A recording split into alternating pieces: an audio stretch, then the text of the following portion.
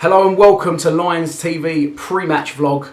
I thought I'd do one pre-match this week as there's a lot to talk about following Tuesday and this upcoming Saturday, Harris's comments after Tuesday's game. So let's move straight on to that. I think, if you look at our season as a whole so far, including the Barnet game, we've played 4, we've won 2, we've drawn 1, we've lost 1, and 3 out of the 4 games have been away from home. So I don't think there's any need or warranting the booing the players panic stations yet.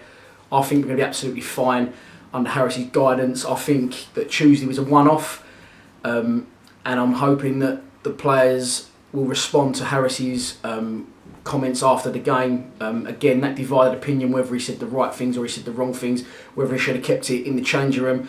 I think personally done absolutely the right thing. He's tried to, I think from my point of view, he's tried to see it from his point of view as a Millwall supporter, not just the manager, and he's trying to nip this in the bud early. It can't go on the way it was Tuesday. People looked like they didn't want to be there.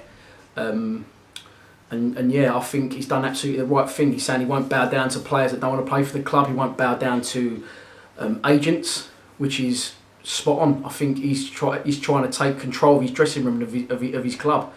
He's not going to let people dictate to him, and he's not going to let the bollocks get in the way of what we've done so far under his reign over this last year. Tuesday, quickly, it was a shambles. It was an absolute shambles. And I don't think people were booing because of the loss. I just think it was the manner of which we lost. The attitude of some of the players, they just looked like they didn't want to be there. Steve Morrison, to be fair to him, people, he had a pop at the crowd. Maybe he shouldn't have done it. Maybe he should, but at least he shows he cared. I think from Tuesday, the only 3 that can take really anything from the game is Ben Thompson, although he wasn't at his best. Just you could see how much he cares about the club, and we all know he does. And Lee Gregory and Morrison up front did work tirelessly. It's not easy. I've said this, covered this at the MK game. When you're away from home, up against it, you can only thrive off what you're getting given. If they're not getting given chances, then your game will suffer as a forward. Harris's comments after the game Tuesday, it's a big shout. Shots have been fired, and he's going to have to stick by his guns now, in my opinion, and he's going to have to make changes. Otherwise, he's just going back on what he said, and I think he will make changes. Some will be forced, some will be unforced. I'm seeing that Sean Williams and Worrell are both doubts again for a Saturday, which is worrying. Obviously, that was the reason Worrell didn't play on Tuesday night. He's been brilliant so far for us. He gives us a great outlet, he gives us pace. And obviously, he did travel up late, apparently, to the Peterborough game on his own, and it was a tight hamstring that kept him out of the match. But let's move on to Saturday, tomorrow. I think that we're going to get the win. I think we'll grind it out. I don't think it will be easy. But let's talk about also, just quickly, as we're talking about the team Saturday, formations. Now, my 3-5-2 formation that I put out there on Twitter, some people think I'm fucking crackers for that. And don't get me wrong, I'm off my head, but not in a football sense. What I was saying with a 3-5-2 is, I think we've got the players to play a lot more football than we do. We are getting caught very flat and very slow at the back. And I think that we need an option and an outlet different from the 4-4-2 maybe at times. That would be the only criticism I had of Harris on Tuesday, is that Peterborough played 3 in the centre of midfield and they were just completely overrunning us, and we should have changed it at 2-0, but we just kept with a 4-4-2. I'm not saying panic stations, let's change our formation on a permanent basis. Of course I'm not, because we've had a fantastic year under Harris, and he knows where we're going, he knows what we need to be doing. But I just think at times, for another option, you've got to have alternatives. You can't just have plan A. You need a plan B. And I think if we went with a 3-5-2, I think a lot of people would be surprised. Ideally, I would like to see Archer in goal, or a goalkeeper that wants to play for us, whether that be Archer or not. And then I would play 3 centre halves. I'm not talking tomorrow. I'm talking in general. I'd get another player in to play centre half for Webster, and I'd have Romeo sweeping. Then I'd have Williams and Thompson sitting just in front of the back 3.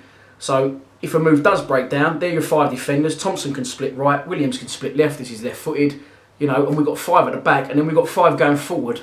Getting their half and attack with Wild on the left, Worrell on the right, pace. Then you've got Aidan O'Brien in behind the front 2 in a position that he should be playing in, a position that he can make a name for himself in, behind Gregors and Morrison. I think it's a good formation. I'm not saying it's a formation we should go with. I think the formation tomorrow will be 4-4-2 from Harris. I think the team will be, well, if I had to pick a team tomorrow, this is the team I would pick. I would pick Jordan Archer in goal. I would Tony Craig left back because he's just out of the way, and I think he's better than Martin, and I think he's better than Ferguson at left back. But that's the only reason I'd have him in. I would have Beavers, and I would go with Marlon Romeo in centre back, and I'll put Sid Nelson right back. Now people might go, "What are you talking about?" My reasoning behind that is Marlon is fast, as I've already said. He's a footballer.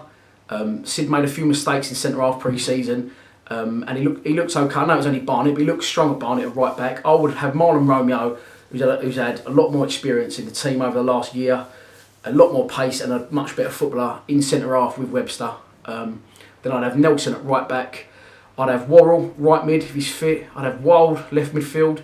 It's time for he's running the team, and I'd have Williams and Ben Thompson in the middle, and Stevie Morrison and Lee Gregory up front. If the other two are doubtful, then O'Brien will play on the right tomorrow. I think, and Abdul will cover in the centre for Williams. I don't think it will prove pretty tomorrow. I think we'll grind out a 2-1 win, and I think we'll get back to winning ways. I think a lot of people, including myself, you get caught up in it. You overreact, you panic. We all just want the same thing. We want Mills to do well, but I don't know. What do you think? What do you think the team's going to be? What do you think the score's going to be? Put some comments. I don't know if I'm doing that because it's not actually there at the minute. It won't be. I'm not that good at editing, but put some comments in the comments section, and I'll have a chat with you.